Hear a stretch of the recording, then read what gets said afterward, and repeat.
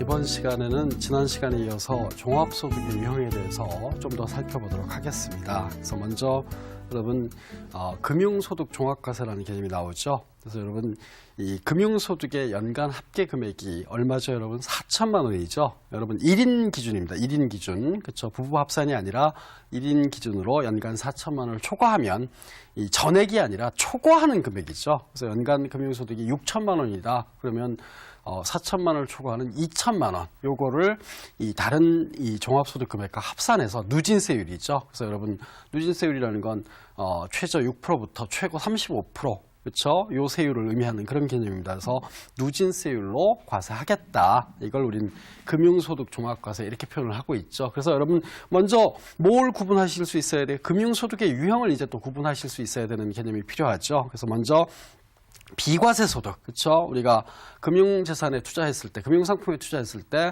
이자 소득세, 소득세가 과세되지 않는 상품에 어떤 것들이 있는가 뭐 다 알아두셔야 되는 개념이죠. 그래서 여러분 그 중에 중요한 것들 보시면 첫 번째가 뭐예요? 10년 이상 유지된 이 저축성 보험이나 연금보험에서 발생한 보험 차익, 그렇죠? 그래서 여러분 이 보험에 가입해서 우리가 여러분 이 이자 소득세 비과세 혜택을 얻으시려면 최소한 몇 년은 유지하셔야 된다는 얘기예요. 10년은 유지를 하셔야 된다. 이렇게 개념을 기억해 두시기 바랍니다. 그리고 이제 뭐 장기 주택 마련 저축이라는 상품이 또 존재하죠. 그리고 생계형 저축, 그렇죠? 1인당 원금 얼마까지 3천만 원 이하.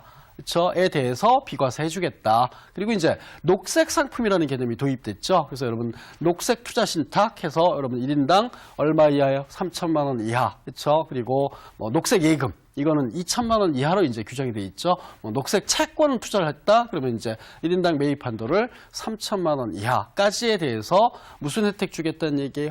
세금을 아예 과세하지 않겠다 이런 얘기죠. 비과세 이렇게 규정을 두고 있다는 얘기가 되는 겁니다. 그래서 여러분 금융소득에 대한 세금 부담을 최소화시키고 싶다. 그럴 경우에는 최대한 비과세 상품에 가입을 하는 개념 당연히 생각을 하셔야 된다는 얘기가 되는 겁니다.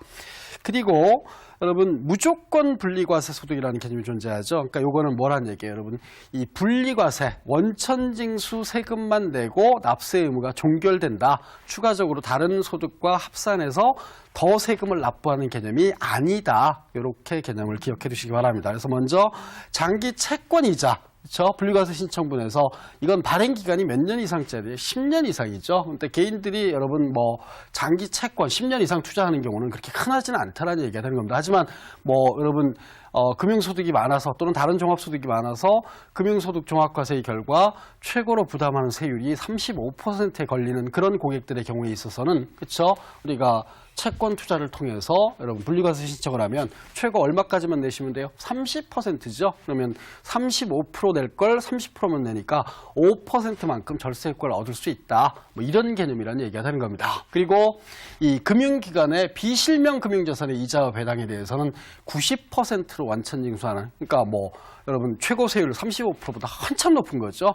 그러니까 굉장히 높은 그런 세금 부담을 하는 경우가 존재합니다. 이거는 여러분 가공의 주민번호로 거래하는 경우에 이제 적용되는 그런 개념이죠. 그러니까 A라는 사람이 B라는 사람의 이름을 빌려서 여러분 차명으로 여러분 금융거래를 했다. 그거는 뭐라는 얘기예요? 이 비실명 금융자산 이렇게 보지는 않는다라는 얘기가 되는 겁니다. 그러니까 아버지가 아들 명의 또는 아버지가 친구 명의를 빌려서 여러분 금융자산 투자를 했다, 예금을 했다. 그럴 경우에는 비실명으로 보지는 않는 개념이기 때문에 정상적으로 그냥 몇 프로예요? 90%가 아니라 소득세 14%, 지방소득세 1.4% 합계해서 15.4%의 세금으로 원천징수하는 개념이다. 이렇게 구분을 해두시기 바랍니다. 그리고 이제 법인격 없는 단체의 금융소득 마찬가지로 몇 프로예요? 14%죠. 그래서 여러분 우리가 뭐 대학원생들이 모여서 여러 명이 모여서 뭐 어떤 학회를 만들었다. 교수들이 모여서 학회를 만들었다. 그러면 여러분 여러분 그냥 학회를 만들고 여러분 회비 같은 거 한 사람 명의로 여러분 모아서 그걸 은행에 예금했다. 그러면 무슨 문제가 생기는 거예요? 그 A라는 사람의 명의로 예금을 했다 그러면은 그 A라는 사람의 다른 금융소득하고 합산과세되는 그런 문제가 존재하는 거죠. 그래서 여러분 그런 세금 부담